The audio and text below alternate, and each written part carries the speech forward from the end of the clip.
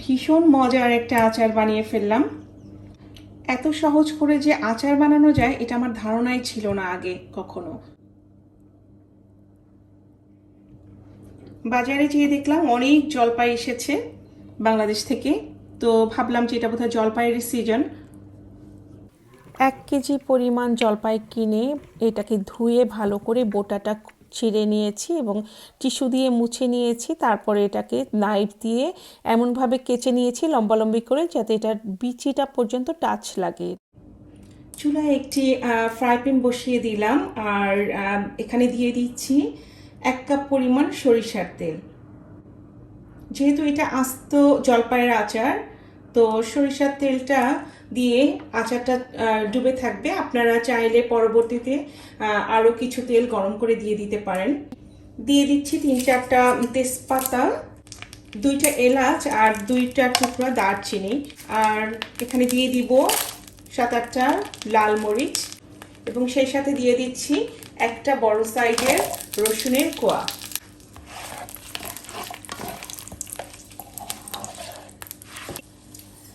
দিয়ে দিচ্ছি 1 চা চামচ পরিমাণ পাঁচ ফোড়ন। এই পাঁচ ফোড়নের মধ্যে আছে মেথি, সরিষা, মৌরি, কালো জিরা, জিরা, এবং সবগুলি সমান পরিমাণেই আছে।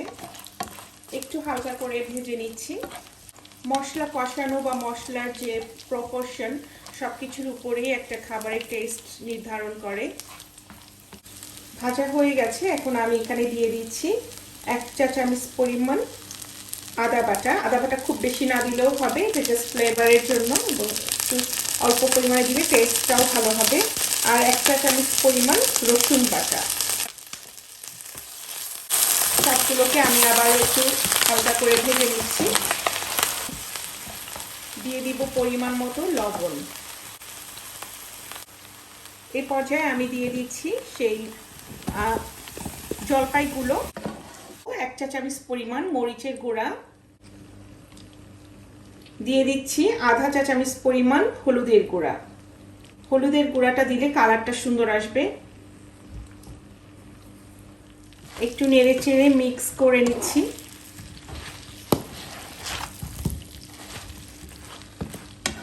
এই জলপাইটা একটু নরম জলপাই, তো আমার এটাকে ভাপে সিদ্ধ করা লাগেনি।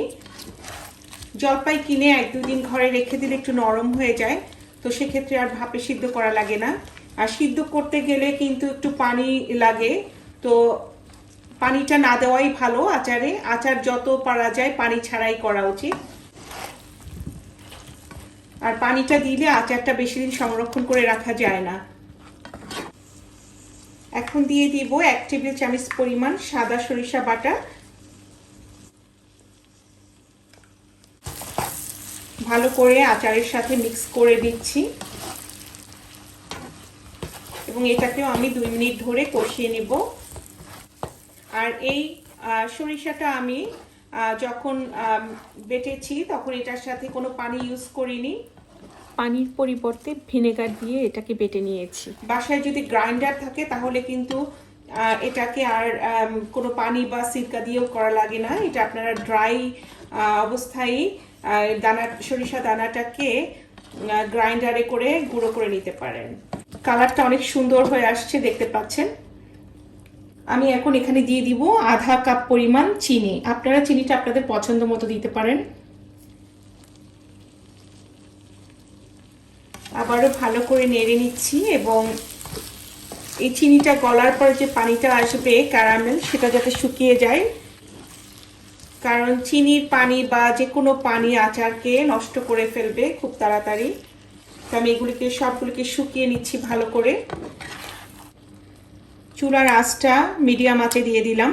যে কোনো আচারের মজাটাই আসলে আসে 4-5 দিন রেখে দেওয়ার পরে।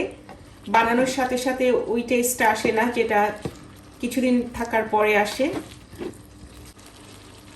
এখানে আস্ত কিছু রসুন দিয়েছি, এটা দেখতে ভালো লাগবে। এ পর্যায়ে আমি দিয়ে দিব 1 টেবিল চামচ পরিমাণ সিরকা বা ভিনেগার, আর এই ভিনেগারটা আচারটাকে অনেকদিন পর্যন্ত ভালো রাখবে। চিনি থেকে যে ক্যারামেলটা বের হয়েছে এবং যে জলপাইয়ের ভিতরে যে একটা পানি থাকে, সেটা যতক্ষণ পর্যন্ত শুকিয়ে না যাবে ততক্ষণ পর্যন্ত আমি এভাবে চুলায় রেখে দিব। অল্প আছে। এখন দিয়ে দিব আধা চা চামচ পরিমাণ বিট লবণ। বিট লবণ দিলে আচারটা একটু টেস্টটা আরো ভালো হয়। দেখতে পাচ্ছেন আচারের তেল কিন্তু অনেকখানি উঠে আসছে, পানির পরিমাণটা দেখা যাচ্ছে না, এবং জলপাইটাও সিদ্ধ হয়ে আসছে। জলপাইয়ের কালারটা চেঞ্জ হয়ে গেছে, গ্রিন থেকে এখন অনেকটাই একটু ব্রাউন টাইপের হয়ে আসছে, তার মানে জলপাইটা হয়ে আসছে। সবশেষে এখানে দিয়ে দিব টালা 5 ফোড়নের গুঁড়া। এটা দিলে আচারটার ফাইনাল যে টেস্টটা, ঘ্রাণটা, এটা চলে আসবে। হ্যাঁ, জলপাইয়ের আচারের পারফেক্ট ঘ্রাণটাই আমি এখন পাচ্ছি। চুলার জালটা একটু বাড়িয়ে দিলাম। আচার বানানোর সময় কখনো আচার দিয়ে চুলার পাশ থেকে সরবেন না, কারণ আচারের প্রত্যেকটা মশলার যে স্টেপ বাই স্টেপ দেওয়াটা এবং মশলার প্রপোর্শনটা, এটা যাতে ভুল না হয়, তাহলে কিন্তু পারফেক্ট আচার হবে না এবং নিচে ধরে যেতে পারে, সেটাও মনে রাখবেন। এবং এই যে বারে বারে আমি একটু ঘুরিয়ে ফিরিয়ে দিচ্ছি যাতে প্রত্যেকটা সাইড সুন্দর করে একই রকমভাবে সিদ্ধ হয়।